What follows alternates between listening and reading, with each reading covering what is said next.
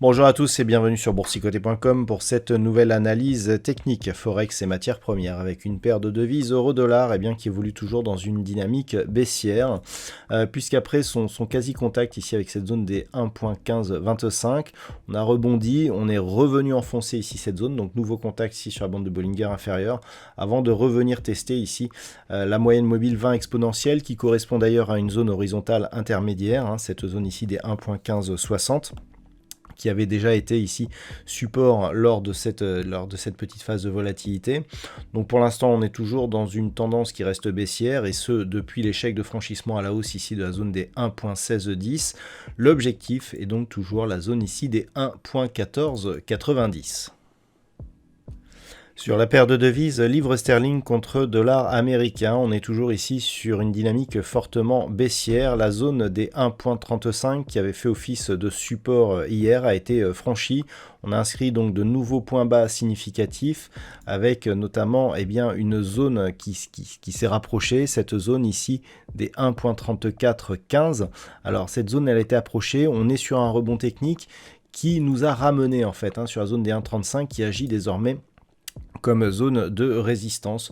Donc on est toujours ici dans une dynamique fortement baissière depuis ici cette impulsion qui est liée à la dernière communication de la Banque centrale d'Angleterre. On s'attendait à une relève des taux, pas du tout. La Banque centrale a confirmé sa politique, la poursuite de sa politique monétaire fortement accommodante, et donc on a eu ici un mouvement de baisse qui était lié justement à ces déclarations.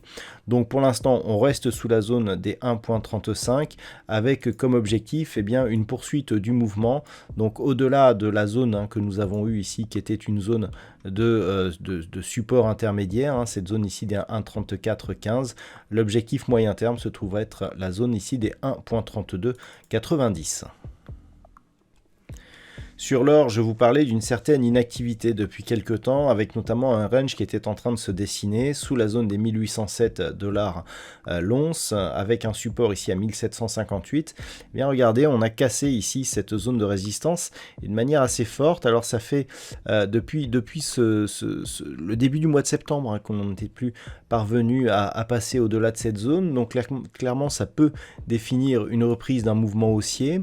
Alors, toutefois, la zone vraiment à franchir sera la zone ici des 1831,50 $ l'once. On le voit ici sur cette phase, c'est une zone secondaire, cette zone des 1807.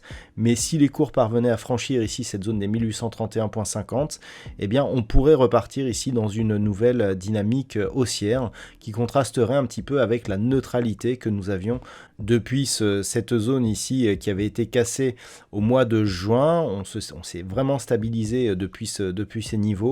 Donc c'est vraiment cette zone ici des 1831,50 qui pourrait nous valider la reprise d'une dynamique haussière. Pour l'instant, on est juste dans une dynamique haussière court terme, puisque comme on peut le voir, suite à cette impulsion, ici on est revenu chercher la moyenne mobile 20 exponentielle avant de confirmer ici un contact avec la bolle supérieure et une cassure de cette zone des 1807 $ l'once. Et puis sur le WTI, nous avons connu un nouveau plus bas de tendance court terme, puisque les cours ici sont venus chercher des niveaux proches des 77,80 $ le baril avant de rebondir aujourd'hui. Donc on revient ici sur une zone intermédiaire à 80,50 $ le baril. Cette zone qui était précédemment ici résistance, puis qui s'est imposée comme support à plusieurs reprises. Elle avait été cassée ici lors de cette dynamique. On avait tenté une reprise, nouveau point bas significatif, et là on se stabilise autour de cette zone. Donc clairement, il s'agit ici d'une phase de baisse. Il faudra observer l'évolution des cours, notamment à l'ouverture de la semaine prochaine, pour voir si on parvient à franchir ici ce niveau, puisque cela confirmerait la cassure haussière de la moyenne mobile 20 exponentielle que nous sommes en train de tester actuellement. Mais ce n'est vraiment que sur une rupture ici haussière de ce point haut significatif des $50 le baril, et bien que l'on pourrait repartir ici dans une dynamique haussière court terme et viser une poursuite ici au-delà de ce point haut, proche des $85 le baril, et viser donc l'objectif des $85,50 le baril. Voilà donc ce que l'on peut dire sur cette analyse technique Forex et matières premières. Je vous souhaite un bon week-end et on se retrouve dès la semaine prochaine pour d'autres analyses techniques, toujours sur le site boursicoté.com.